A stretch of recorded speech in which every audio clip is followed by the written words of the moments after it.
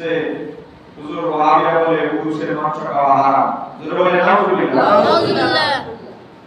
আমার বাবা ভাইরা, আমি একটু আগে তিরমিজি শরীফ থেকে হাদিস দিয়ে বুঝাইলাম পুরুষ আর ইসালে সওয়াব দুটোটা এক জিনিস নয়।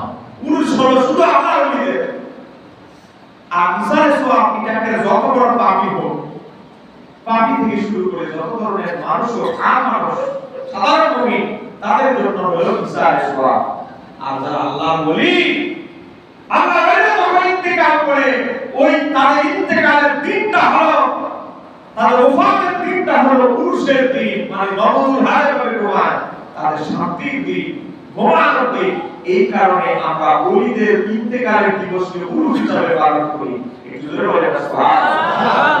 আমার বাবা ভাইরা, পৃথিবীতে আমার আল্লাহ কিছু জিনিসকে হারাম করেছে।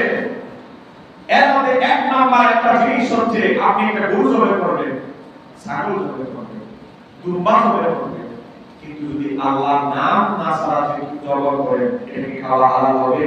হারাম। জোরে বলেন হারাম। হালাল না হারাম? হারাম।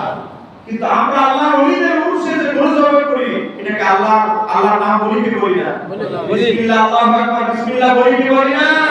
বিসমিল্লাহ বলে আপনি যেই গরু হোক, ছাগল হোক, মুরগি হোক, যেটাই জবাই করেন, এটা ইসলামী শরীয়তের আলোকে এটাকে হালাল না হারাম?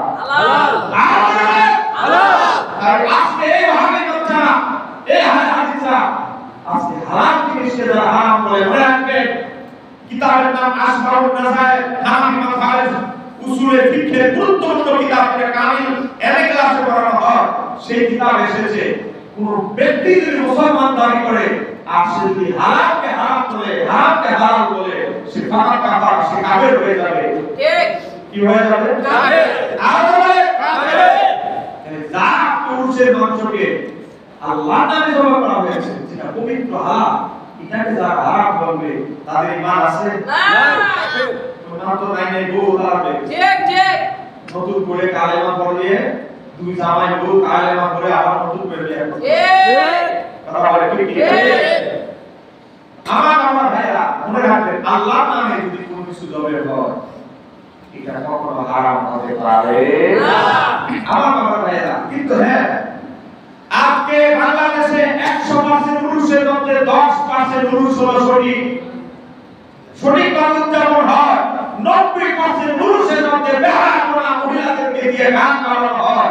ওই পুরুষের বিরুদ্ধে আমরা কোরআন নাযিল বা দরবার শরীফের পক্ষ থেকে ওই ভণ্ড ভুয়া পুরুষ শরীফের প্রতি নিন্দা জানাই করা হবে। ঠিক কি না?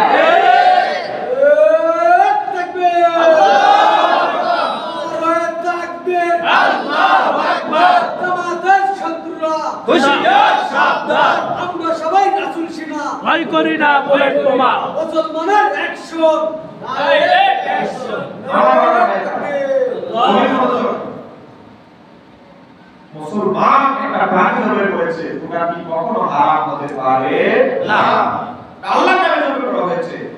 যেখানে ভণ্ডামি হয়, ভণ্ডামির সাথে আহলে সুন্নাত ওয়াল জামাতের খারাপের জামাত সাহাবায়ে আপনি আমাদের পূর্ববর্তী যারা আউলিয়া এই দরবারে দাদা আব্বা তাদের সাথে কোনো সম্পর্ক নাই।